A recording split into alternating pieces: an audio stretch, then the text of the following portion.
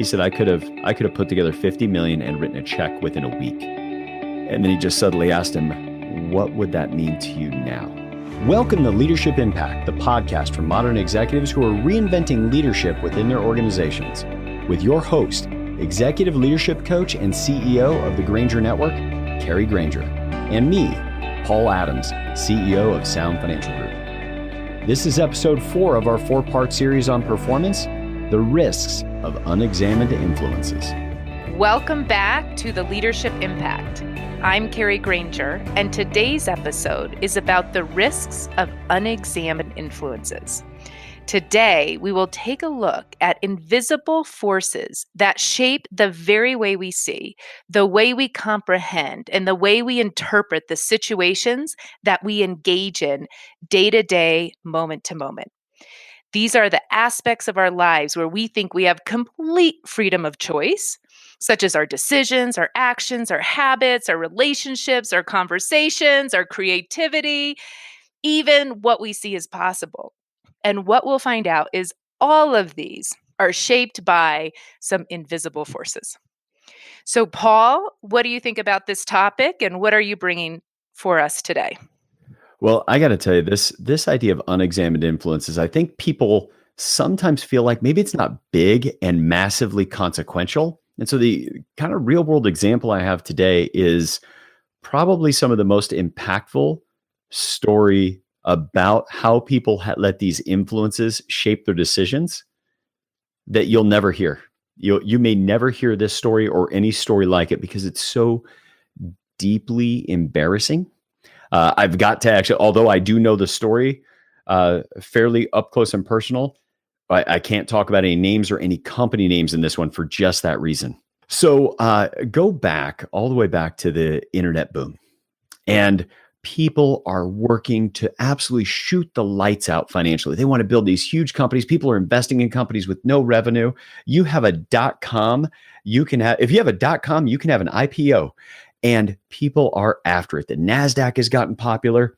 And there were people that rode that up in the late 90s and through 2000 and had, even though there was the .com bust, some of them merged with other companies, media companies. And there's one particular gentleman who became incredibly successful during the .com phase. And then he managed to get it merged out with a more traditional media company. And by the mid 2000s, this person was a legitimate billionaire with a billionaire. He had hired MBAs that were working on all kinds of real estate projects and new development deals and communities and high rises. And this person had their fingers in nearly everything. Now, before I tell you what happened, I want to share with you what happens to most people. Is that when it comes to their money, they make a decision, and the decision is what I need is just a little more.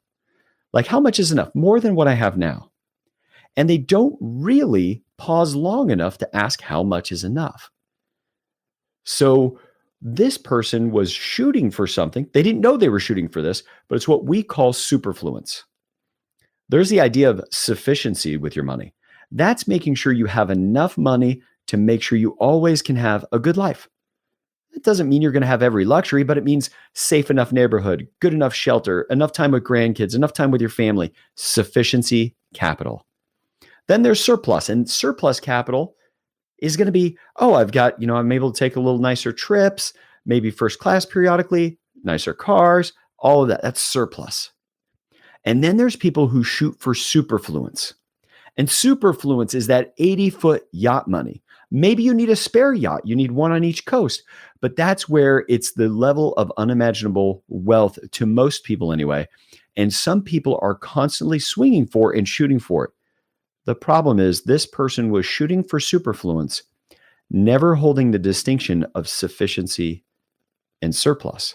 So what he didn't realize every time he was shooting for superfluence, he was literally pushing out on the table risk to sufficiency and surplus trying to get to superfluence. So what ended up happening when the financial meltdown occurred in 2008? This person who was a legitimate billionaire lost everything. And He would have thought the worst he could ever do was get to zero. The worst I could do is lose everything. I just have to rebuild. No. That's what most people don't understand. He went past zero so fast, he couldn't even say goodbye as he went past it to massively negative amounts of net worth. It took him years to dig out. Now, the reason I know this story at all is this gentleman who was once a legitimate billionaire was interviewing for a job, just a sales job. Now, it would have been a fairly high-level sales job. Like maybe he'd get back to where he is making $200,000-$300,000 a year, but that's it.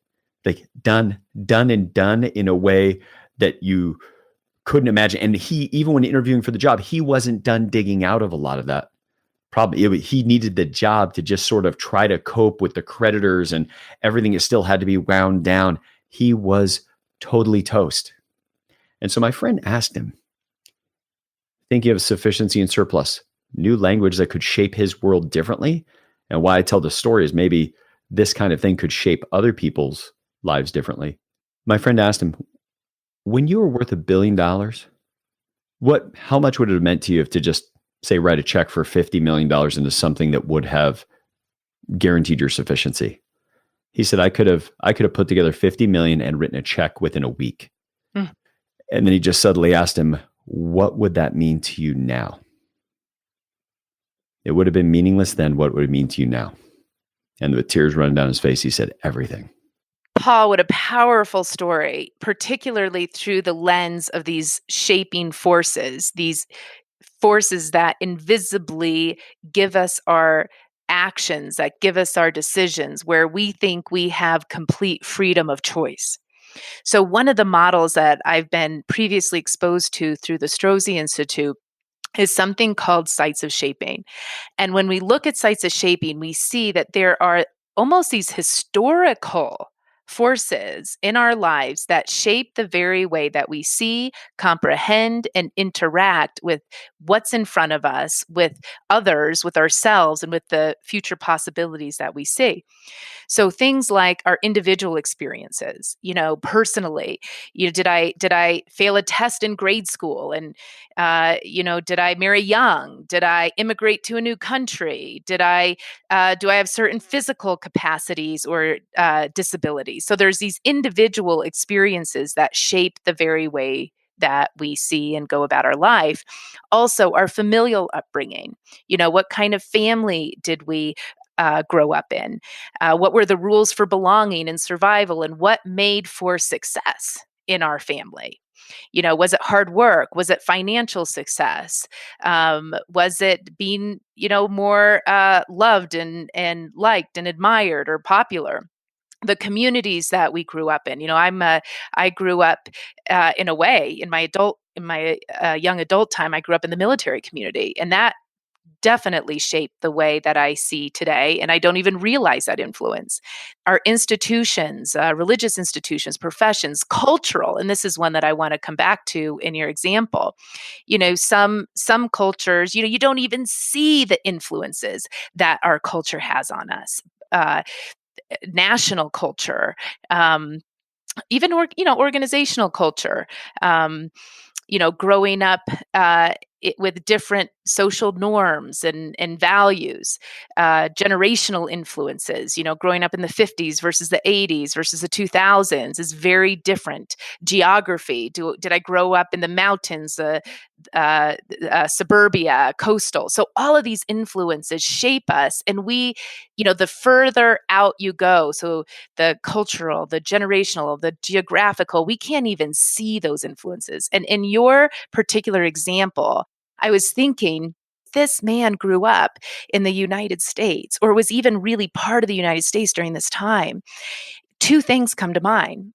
Number one, what is success today in his nation? It has to do with more is better. Somewhere along the line in our culture, when you eat your food, when you breathe the air, you get inside of you more is better. We've also, in this particular country, success is measured in finances. It's measured in fame and notoriety. It's measured in material goods. And so because our success is so heavily correlated oftentimes with our sense of self-worth, also part of our culture, these things can drive us. And where he thought he had complete freedom of choice, where he thought he was completely in charge of the decisions he was making, actually, there was this huge force that was shaping what he saw, the opportunities that he saw, and the obvious actions for him to take. And not only did he think he had it, everybody around him thought it. Like there was this, like a reinforcement of those unassumed things or unexamined things in his life, coupled with the fact that once he became a 10 millionaire, he's hanging out with other 10 millionaires. He doesn't look that special. Right. And then when he becomes a 100 millionaire, he looks like a lot of the other 100 millionaires. And he's thinking, well, I do have a pretty nice yacht, but that other guy has one that's 10 foot longer and 5 years newer. And then you guessed right, like this was somebody in the United States during this time. It was incredible. And then how even his experience of that time changes simply in a new conversation when asked, while 50 million would have been a meaningless decision years ago, now 50 million would be an incredible amount of money. Right. That experience itself has now become one of his own individual experiences that is shaping the way he sees today. Paul, I was just with a group last week and we looked at these as an executive group doing leadership development. And we looked at these shaping forces, these sites of shaping. And they were doing a little discussion. And this one woman got up and she said, my son had committed suicide. And whenever anybody just rolls their eyes at these celebrities that deal with the depression and commit suicide, and they say, man, they had everything, that was so stupid for them to take their life. She says, I get uncontrollably angry. I can't even handle the situation. Obviously, given her individual experience of dealing with her son's death. And one of the breakthroughs that she got actually for herself is that it's not only sites of shaping, but it's sites of not shaping. So she actually got, you know what? I only have access to that which has shaped me. And when I interact with people, they don't have access to that which has shaped me.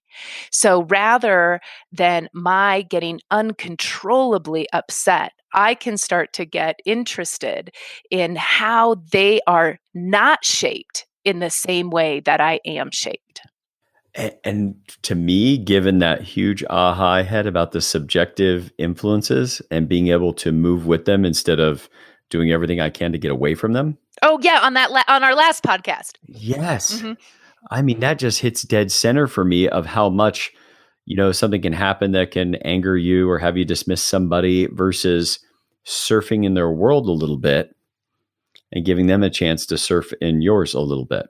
Right. To really experience that subjective, because without that, I don't know if I'm using a term that's as effective as it could be, Kari, but that idea of surfing and being aware and moving with it allows examination of the influences.